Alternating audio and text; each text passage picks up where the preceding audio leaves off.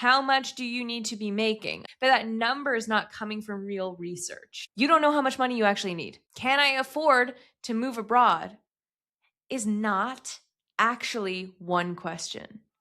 Welcome to the Move Abroad Coach podcast, the show for coaches, freelancers, and entrepreneurs who are ready to create freedom-based lives overseas.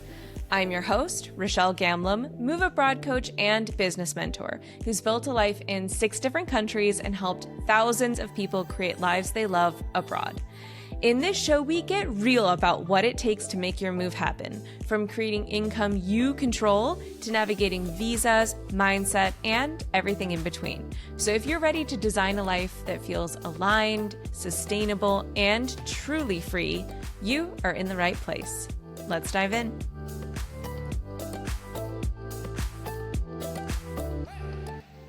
Before we jump into today's episode, I have a quick announcement for all of you. So right now, we are wrapping up the Move Abroad Escape Plan Bootcamp. Actually, today is the last day that the Facebook group is open. And so anyone in there knows that we are currently welcoming people into our 6-month Freedom Life Experience program. So today is the last day to join if you're in the bootcamp and get your special bonus, the Know Your Numbers workshop, where in this workshop, we are going to talk about exactly how much you need saved and how much you need to be making to live in the city of your choice in order to actually move abroad. And little spoiler before we get into this episode, it's going to be different numbers for each and every one of you, which is why we have a 90-minute workshop just around this as a bonus for anyone who joins during the bootcamp. Now, we do have very limited spots available in Freedom Life Experience, firstly because we provide very high-touch coaching with all of you who have joined, but also you get your own private coach as part of this program, and we only have so many coaches. So if you want to make sure that you get one of these spots, link is in the show notes, and you can hop on a call today if you want to join. If there are any calls available, I'll pop a link to book a call below, but we will not have slots open for more people for a while. So if you have been waiting to join, now is your moment. All right, let's head into the episode. How much money do you actually need in order to move abroad? Flights, visas, shipping stuff, moving your pets, rent deposit, cash cushion. If something goes terribly wrong, you've been worried about the costs, and that financial stress is keeping you stuck for months, if not years. You tell me you need more money because it's all so expensive. But when I ask you how much money you need, when I ask you for an exact number, you say you don't know. How much more? How much do you need to be making? I get one of 2 answers when I ask people. Either I don't know, just more, or I get a number. And then when I ask them, hey, where did this number come from? Usually you say, I don't know, or that's just what feels right. Or I saw it on some random blog post, but that number is not coming from real research.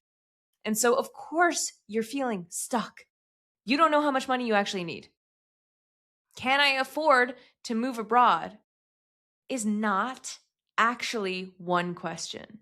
It's actually 3 questions. Okay? That's why I cannot sit here on this podcast and give you an exact number. Oh, you need to have 10K saved for the move over. That would be irresponsible and shitty advice, because the number is going to be different for each and every one of you. That is why I refuse to sit here and give you a number, because without answering these 3 questions, we can't get an exact number to give you. And so what happens is, if you haven't sat there and answered the 3 questions that we're going to go through in this episode, you just default to, I need more money forever, indefinitely. That's not helping anyone. It's certainly not helping you. So we've got 3 different questions that you need to ask yourself, 3 different factors. Let's talk about them. The first question that I have for you, and whenever this comes up, is afford what country? Where are you moving? If I don't have an answer to that, we can't even get started. So where are you moving? And so, for example, $2,000 a month for your income is impossible in some places and completely fine in others. right? Most people look at the most expensive country on your list and then panic and stop there. There are countries all around the world that are very affordable, much more affordable than the US. Midian, who is recently on our alumni panel in our boot camp, she's paying $350 for rent in Albania. I paid $425 for a really cute, fully furnished, one-bedroom apartment in Vietnam. I paid $500 for a similar apartment in Tbilisi, right? Fully furnished. Both those places were fully furnished and also had all of the kitchen implements, and they even came with sheets and towels, like Airbnb style. And I was paying $425 in Vietnam and $500 in Tbilisi. We have people pet sitting all around the world and getting free housing in exchange for looking after someone's pets. And if you're a digital nomad, did you know that you could feasibly pay taxes nowhere except Social Security if you're working for yourself? That is possible. Okay. Where are you moving? Sicily is very different from Amsterdam, price-wise. You want to go to Mexico City or you want to go to Malaysia? Even Madrid versus Malaga in Spain is a huge difference. Your budget should be based on destination research for a particular city, not based on vibes. Okay? Destination research. Now, number 2 is the one-time cost of the move. Right? How much can I afford it? How much money do I need saved? We need to talk about that because this is where, and I have heard in past boot camps, people have told me, well, some random travel blogger told me I needed 10K saved. Okay, do you really need 10K or could we go with much less? Or do we need more?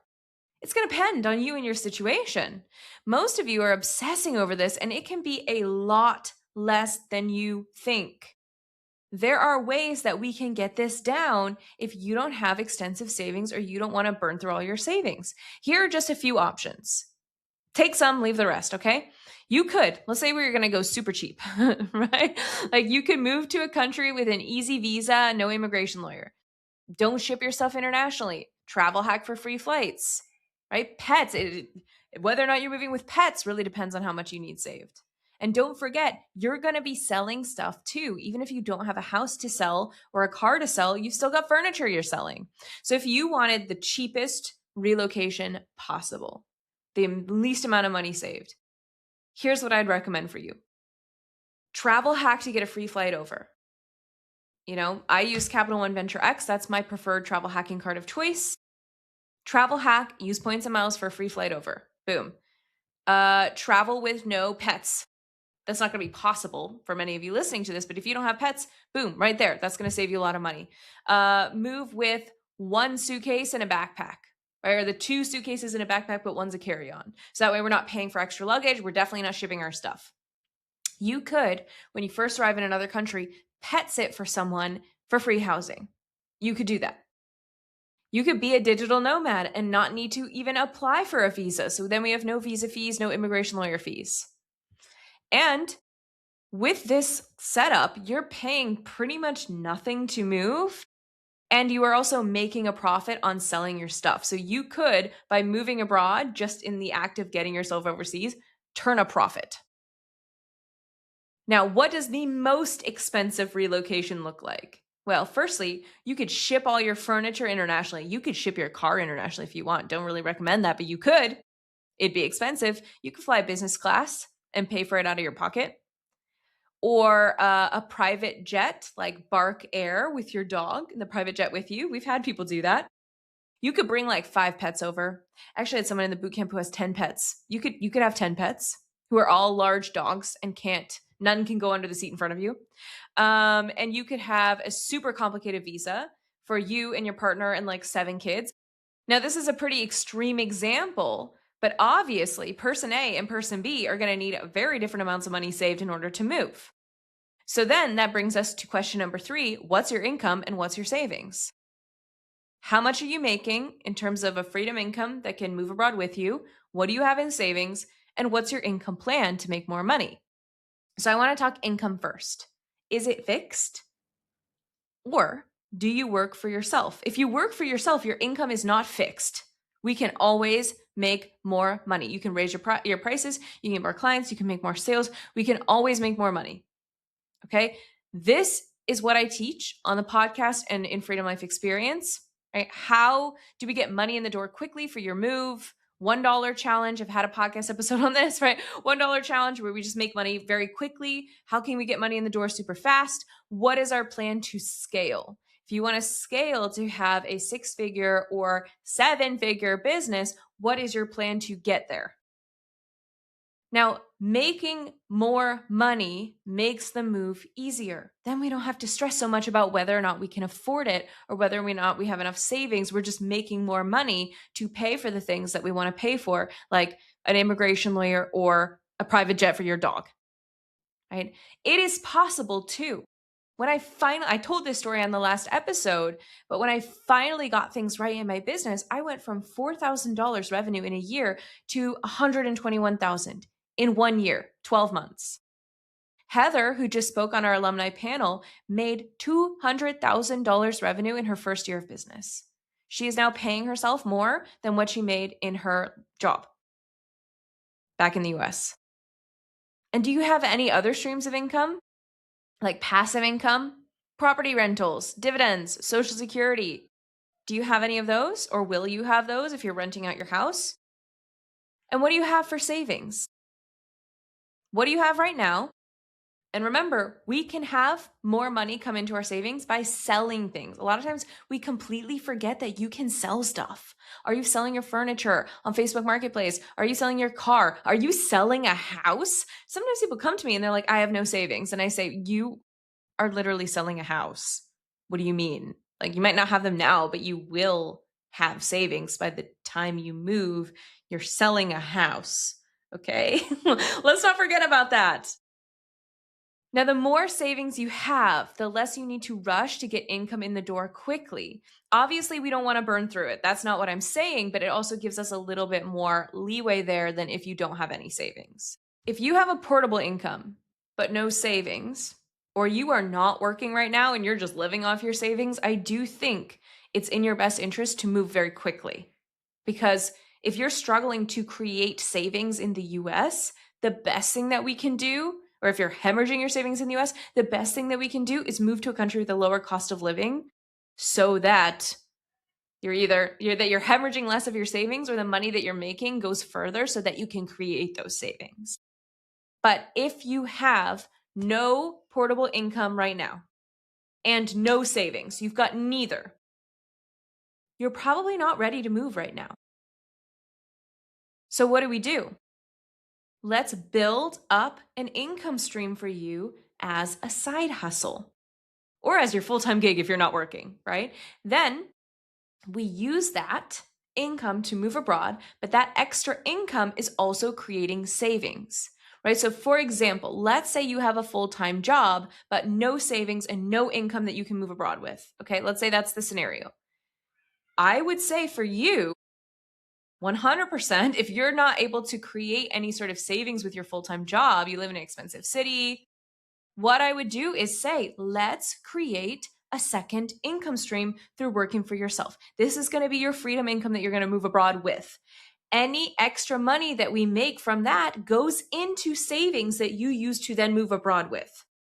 And we just keep building that up until we hit the amount that we need to move, quit your job, move with your new freedom income, and boom, we've got some savings to tide us over while we're building up our freedom income full time. Does that make sense? That is a plan that I have used with a lot of people, and it's something that you can do as well. So yes, of course, I want you to make really good money working for yourself. I am all for it. And you probably do not need as much money as you think. Most of you are going to be moving to a place with a much lower cost of living. Plus, as we discussed in my recent episode with Evan, I'll put it in the show notes, but in the US, you oftentimes have these really big expenses that you can't even plan for. Unexpected healthcare expenses or vet expenses, or your car breaks and you need your car to survive. And so what happens is you build up this cash cushion and it gets decimated. I recently was talking with someone who she said every single time I build up any sort of cash cushion, either my dog needs surgery or something happens to me medically that's not covered by my insurance and it's just all gone. That does not happen to you when you live in a country with affordable healthcare, which, let's be real, is most countries on earth. Okay? It doesn't happen. You don't have to worry about an unexpected car expense if you don't have a car, which I have never owned a car in my 13 years of living abroad. So, what I want you looking at is the real numbers. Number one, how much do I need in order to qualify for the visa that I want? If you're applying for a digital nomad visa or a non lucrative visa, passive income visa based on your passive income and savings, right? How much money do I need to qualify for the visa that I want? How much money do I need to be making, or how much money do I need saved? That's the first question. Then, number two, how much money do I need to go? Because those might be two slightly different things. You might say, okay, I need 3,000 euros per month to qualify for the digital nomad visa, but really I need 4,000 in order to go because I don't really have any savings. And I did the cost of living math, and it's going to cost me 4,000 euros a month to be able to, break even here in this lifestyle that I have. And so I need 4,000 to go. Okay, we make that decision. Fine. Cool. Maybe it's slightly higher than what you need for the visa. And so we decide it's 4,000 in order to go. Okay. I might challenge that a little bit, but okay. We decide it's 4,000. Then we have to ask one more question, which is, how much do I want to be making this time next year? Those are three different questions. The amount that you ideally want to be making, the amount that you need to be making, and the amount that you need for a visa, those are three different things. Okay? And they should all be based, well, at least the first two should be based on real destination budget research and real visa research. Even the how much do I want to be making, for many of you, when I ask you how much do you want to be making, you don't even know. You just know what you want your life to look like, right? And you don't even know how much that costs. So you might say to me, I want to live this kind of lifestyle. This is the type of, I want slow mornings with a cup of coffee. I don't want to be working 40 hours a week.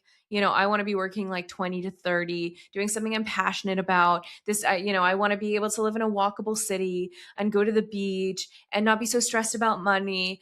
And so you think in your head, oh, well, I need to be making the same as my corporate salary, or I need to be making 100K a year in my business. You might not actually need to be making 100K in your business in order to have this wonderful quality of life and pay off your debt and savings. You might actually need less. So really, when I ask how much do you want to be making, if you have a goal that you want to hit, if you're like me and you're like, yeah, I want $1 million business, I'm like, cool, I love it.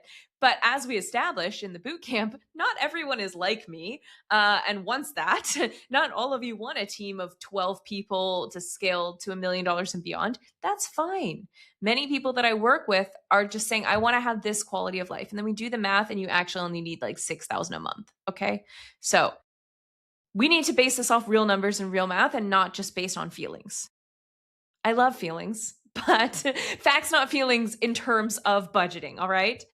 Now, does moving to a place with a lower cost of living change what's possible for you? These are the things that I need you thinking about. And so often people say to me, I mean, literally today on my bootcamp call, somebody said to me, I was doing all of the math based on cost of living in the US. I didn't even think about what was possible for me if I moved to a place with a lower cost of living. And this is why I keep harping on this in like every other episode, because I just need you to understand that the places that you're moving are not going to cost the same as where you're living now. Even if you're moving to Amsterdam and rent is slightly higher than it is for you in Portland, you still aren't going to have to pay a fortune for healthcare and you won't need a car. Okay, let's do some math here. So, what do I hear when somebody says to me, I can't afford it? I recently did an episode around the biggest kind of excuses that people say to me around moving abroad and what I actually hear under the surface. That was a very recent episode. And I don't think I did. I can't afford it. So let me tell you what I hear when someone says to me, I can't afford it. Here's what I hear. All right. We've counted ourselves out before you've even seen if it's possible. For many people who tell me I can't afford to move right now, I do the math with him and we find out actually you can. Actually, it is possible. So I see so many people counting themselves out before we've even done the math to see if it's possible because you have convinced yourself that you can't afford it. Now, let's say you really can't afford it. You're listening to this and you're like, "No, Rochelle, but like I can't." Okay. Here's what I hear. It's defeatist. I can't afford it ends in a period. I can't afford it. You've ended the conversation. You've just decided that this is something that you don't get to have. And I'm not saying this to make you feel bad. I'm saying this because the US has trained you to think like this. Moving abroad is a luxury. Moving abroad is expensive. Moving abroad is not for people like me. People like me don't get to have that. This is money mindset conditioning. This is not a woo-woo thing. This is real. You have been conditioned to believe that you can't afford this and you can't have this. This is a luxury for rich people. Guess what? You might not be able to afford it yet, but it doesn't mean you're stuck. I can't afford it yet. I can't afford it is a dead end. It's completely shutting down any sort of window of possibility of you being able to do this. I can't afford it yet. What we should ask is, how can I afford it? Anytime somebody says to me, Rochelle, I can't do this because blank, that's not possible for me. I always challenge you to turn that sentence with a period into a question mark, into a question with a question mark by putting the word how in front of it. I can't move abroad with pets becomes, how do I move abroad with pets? I can't move abroad. I have kids in high school. How do I move abroad if I have kids in high school? All of a sudden, we have opened ourselves up to the possibility that there might actually be a solution that you could work towards. I can't move abroad. I can't afford it. How do I move abroad if I can't afford it right now?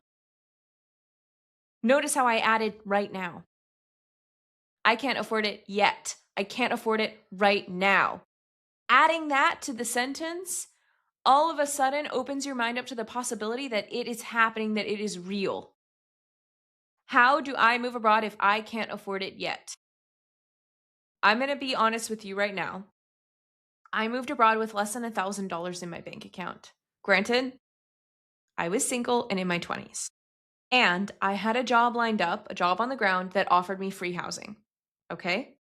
So I took a job in the education industry in China, which is not necessarily my favorite thing that I want all of you to do. But if you want to do that as a stepping stone, you can. Okay? You just need a college degree and a passport from a country where you are a native speaker of English and a TEFL certification, but you can get one of those for like 100 something bucks. Okay? So if that is the case, land a job in a country, typically Asia, that will pay for your flight over and will pay for your housing. You can use that as a stepping stone. I don't care, right? You can move to a country with a lower cost of living first and an easy visa free. You could be a digital nomad first. I am all about the stepping stone plan, stepping stone country, first, not forever. If you know me, you know I am totally down with that. I just want to have a plan and a vision for how we get the life that you actually pictured. So if you wanted to use teaching English in China as a stepping stone, great. Build up your business in the background while you're teaching English. Just don't take a job that overworks you, like a South Korean hagwon, okay? Like that's a private training center in South Korea. Don't do that and work 60 hours a week if you want to build up a side hustle. But my first job in China, I only taught like 20 hours a week. I worked on my travel blog in the background, right? So do something like that. If you want to, if you really have nothing, if you have nothing saved and you don't have any sort of location independent income, but you want to go right now, take a job teaching English in China or South Korea or Vietnam, Taiwan, and build up build up an income stream in the background. Just make sure it pays for your housing. That's an option. That is an actual option that many, many people do. Okay? I did it. I invested $6,000 in a business coaching program to build my business. And I knew it was going to make all the difference for me. I was struggling for 7 years I actually quit my job in 2017 and I really launched what I was working on. I think in 2018, I launched my first course and coaching program. I struggled for years. If you listened to my last episode, I made $4,000 revenue in all of 2021. I knew that this coaching program was going to make the difference for me, but it was $6,000. I couldn't even afford the payment plan yet. So I took out a loan because I knew that this coaching program could help me. I took out a loan. And not only did I double my investment in the program in profit, I made $12K in the first 6 months profit, but I would not be here right now with this podcast running a high multi six-figure business with 12 people working for me if I didn't join that program. I couldn't afford it yet. So I took out a loan to now have a successful business and live the life that I want to live. I couldn't afford it, but I made it work. I found a workaround. And now I realized there are people who want to join Freedom Life Experience who are in the same boat as me, where someday you're going to be able to afford it, but you can't afford it yet. And this is why I actually have partnered with a company to provide a loan option for those of you who want to join it. Now, if you're in the bootcamp, you already know this. So that if you can't afford it yet, if you can't afford this life abroad yet, or you can't afford to work with me yet, we have loan options if you have decent credit now. So if you are interested in that, you can just email us, support@moveabroadcoach.com, and we'll talk you through it and how exactly it works. But if you're in the bootcamp, you already know that, okay? I have worked with people not only to help them make money working for themselves so that you can afford to move abroad, but to do this on top of your job as a side hustle so that extra money goes into your savings. I have worked with people and they've received advice from our team and our community to sell their car in a slightly different way, which ended up making them an extra $3,000 that they wouldn't have had otherwise, just from selling your car in a slightly different way. I have worked with people to consolidate debt and or get a loan so that you are not losing money each month to interest for your credit card, and then use that amount of money that would normally go towards your interest payments to create a cash cushion to then move abroad with. There are options, there are workarounds, but when you open up your eyes to non-traditional options and working for yourself, you can do this. Your income is not fixed when you work for yourself. So you might not be able to afford it yet, but that doesn't mean that you're not going to be able to afford it in the future. And afford, it depends on real numbers, not feelings. Your country of choice, your income, your savings, and your visa. Those are your numbers, not mine. You're all going to have different numbers. But if you keep researching, keep saving, keep staying stuck until you have more money, you're never going to go. How much is more? Especially when one hospital bill or one vet bill can completely wipe out your savings. Something breaks in your car and now all of a sudden, all your savings are gone. Now you can't move abroad and we have to wait for more time so that you have more money and then you never actually go. The people who move abroad are the ones who actually take action. You build a real budget plan and build a remote income that is not fixed. And we build a path to get you there with a real timeline and real deadlines. Real deadlines for when things need to be done, real deadlines for how much money that you need to be making. So as soon as you hit it, you go. And also a deadline for when you need to be making that money by. Because if the actual deadline for when you move is just when I hit X amount of money, your brain will, this is a little side, but your brain will subconsciously find ways for you to not have that money if you are a little bit nervous or scared around moving. Like you will drag your feet on making the money. So what I typically do with people is I say, we have a deadline for when you're going to make this amount of money. So we have the amount deadline and we have the deadline for when you need to have the amount. So really, we need those actual deadlines. Otherwise, you're just going to stay in this perpetual, I can't afford it, I need more money forever. So if you think you're the right fit to work with us intensively on this for the next 6 months, get on a call with someone from our team. It's completely free. We'll look at your numbers, your finances, your income, your savings, and your income plan, and we'll see if working with us is not only the right investment for you, but whether you're going to be the right fit to work with us as well. Because I want you to get an ROI on this. I don't want you to join if you're not going to get a return on your investment through either making money working for yourself or cost of living savings, tax savings, time savings. I only want you to work with us if it's going to be a good investment for you. So if you think that this could be a good fit, hop on a call. We've got calls with people from our team. If we have spots available, we'll sign you up. And if not, especially if you're listening to this months after this episode went live, you can get on our wait list and we'll let you know as soon as we have space available. Because like I said, we limit the size and numbers in this program because you have your own private coach. So that's a finite resource. Our coaches only have so many spots so that we can make sure that we're providing the best quality of service. So if we don't have spots available, we'll just put you on our wait list if you are all in and you know that you're going to be the right fit to work with us. Now, if there's one takeaway from this episode, it's that we have to make our decisions on real numbers, not more. I want more money. I can't afford it. Not on our feelings. They have to be based on real numbers, and stay open to the idea that something that you think you can't afford might actually be a very real option for you. With real numbers and the right strategy and taking action on a plan designed to get you there, that's how we do this. So if you want to do this, if you want to be living a life of freedom overseas and you are tired of waiting, let's get you to a place where afford isn't even a concern because you're making good money working for yourself. You understand the cost of living and how much you need, and this is completely achievable for you. Because you deserve to live your freedom life. All right. Thank you so much for joining me, and I'll see you next Tuesday for our next episode. Bye. Thanks so much for joining me for this episode of the Move Abroad Coach podcast. Don't forget to hit follow so you never miss an episode.